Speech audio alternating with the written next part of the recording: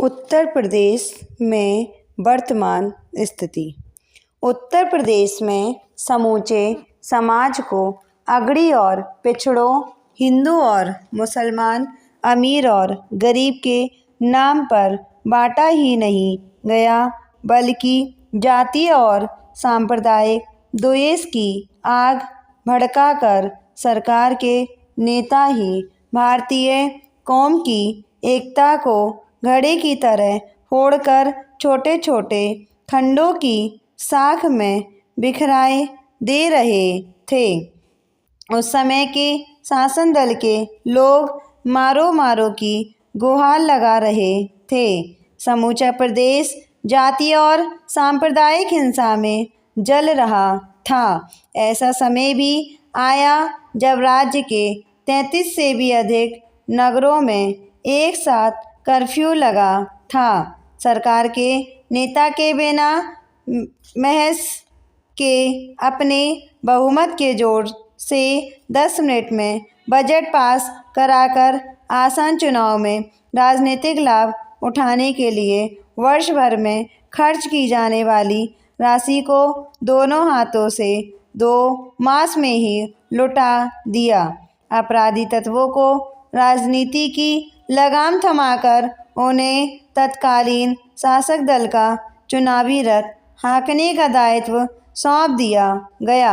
मुख्यमंत्री कल्याण सिंह बताते हैं कि इस पृष्ठभूमि में हमारी पार्टी चुनाव में उतरी थी। धनबल और बाहुबल की दृष्टि से तो हम उस दल का मुकाबला करने की स्थिति में नहीं थे जो मई जून 11 से 11 तक इस प्रदेश में सत्ता में रहा, पर जनता ने हमारा साथ दिया और उसके समर्थन से ही आज विधानसभा में हमारी शक्ति 47 से बढ़कर 211 हो गई है। भारतीय जनता पार्टी राम, रोटी और न्याय के वादे के साथ चुनाव में उतरी थी। तीनों जनता की बुनियादी ज़रूरतें हैं। चुनाव जीतकर 24 जून 1111 को कल्याण सिंह के नेतृत्व में उत्तर प्रदेश में पहली बार भारतीय जनता पार्टी की सरकार ने शासन की बागडोर संभाली। राम, रोटी और न्याय के भाजपा के वादे के बारे में मुख्यमंत्री स्पष्ट करते हैं कि राम से हमारी पार्टी का अभिप्राय है प्रत्येक व्यक्ति की आस्था और विश्वास की रक्षा करना। ऐसा तभी संभव है जब समाज में पारस्परिक विश्वास और भाईचारा दृढ़ हो सके। इसके लिए जरूरी था कि वातावरण में फैली घृणा और अविश्वास का भाव समाप्त हो और कानून और व्यवस्था की स्थिति इतनी मजबूत की जाए कि प्रत्येक महसूस करे कि उसकी शान, माल और आबरू सुरक्षित है। इस दृष्टि से उत्तर प्रदेश सरकार ने राज्य को भयमुक्त और दंगा मुक्त कराने का लक्ष्य रखकर काम शुरू किया। सबसे पहले माफिया तंत्र का वर्चस्व समाप्त किया गया।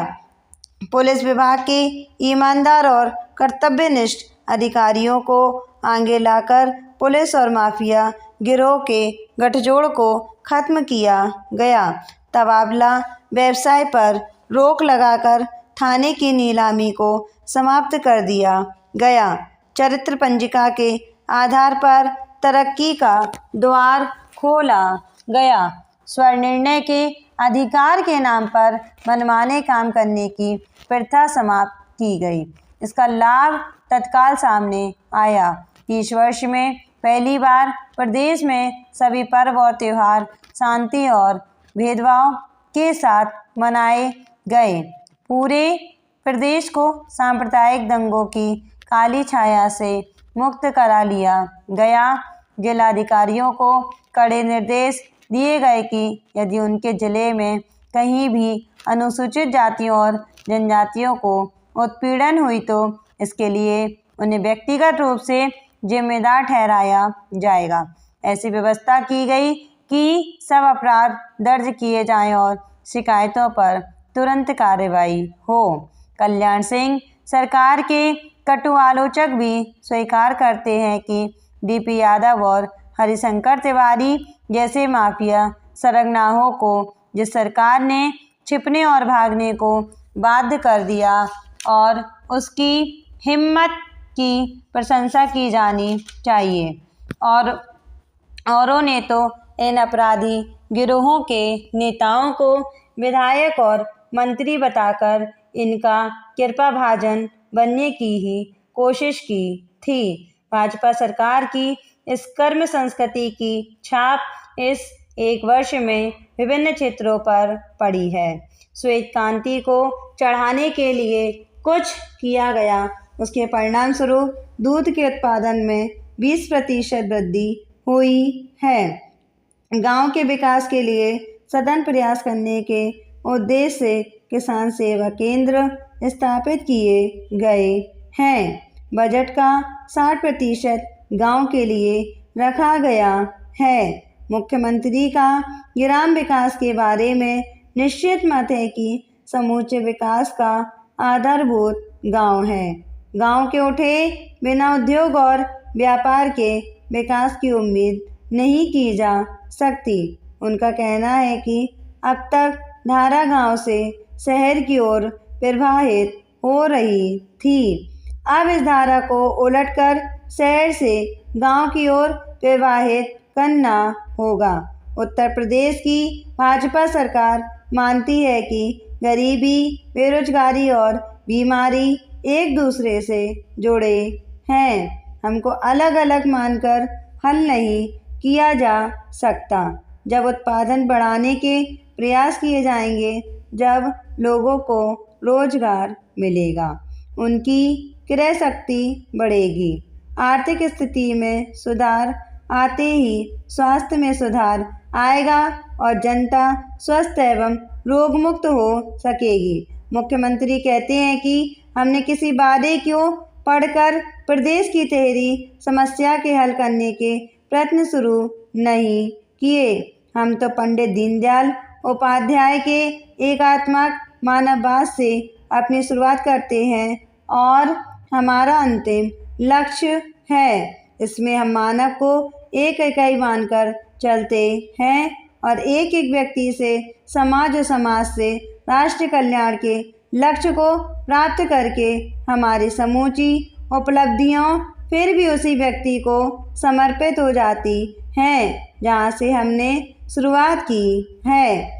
भाजपा सरकार ने 6% विकास दर का लक्ष्य निर्धारित करके 40 लाख अतिरिक्त रोजगार सृजित करने का संकल्प लिया है। इस लक्ष्य को प्राप्त करके भाजपा सरकार गरीबी की रेखा से नीचे जीवन यापन करने वाली प्रदेश की जनसंख्या 44.3% भाग में 21% अंक की कमी करेगी। इसके लिए उत्तर प्रदेश सरकार निजी और सरकार के झगड़े में नहीं फंसी। उसका कहना है कि यदि प्रत्येक व्यक्ति को स्वरोजगार से लगा दिया जाए तो विकास की गति बहुत तेज हो सकती है। एक व्यक्ति जब एक उद्यम शुरू करता है तब उससे दूसरे सैकड़ों व्यक्ति प्रभावित होते हैं और वह स्वरोजगार शुरू करता है तब उससे दूसरे सैकड़ों व्यक्ति प्रभावित होते हैं और वह स्वरोजगार शुरू करते हैं। पर व्यक्ति की सीमा होती है। जहाँ एक व्यक्ति नहीं पहुँच पाता वहाँ कुछ व्यक्तियों को परस्पर मिलकर सहकारी आधार पर बहुत कुछ करने को प्रेरित किया जाता है। इस प्रकार व्यक्ति और उसकी सहकारी संस्थाएं निजी और सहकारी क्षेत्र से भिन्न एक तीसरे क्षेत्र का स्थान लेते हैं। जहां पहले दोनों क्षेत्रों की गति ना हो वहां बड़े निजी क्षेत्रों को कदम बढ़ाना चाहिए। सबसे सीमित भूमिका सरकारी क्षेत्र की ही होनी चाहिए। उससे वही जाना चाहिए जहां उसका जाना अनिवार्य हो। कोई अभिभावक नहीं चाहता कि उसके बच्चे पढ़ाई के दिनों में आंदोलन करते घूमें और नकल करके परीक्षा पास करें। भाजपा सरकार ने इस मामले में भी एक साहस भरा अध्यादेश जारी करके नकल पर रोक लगाई।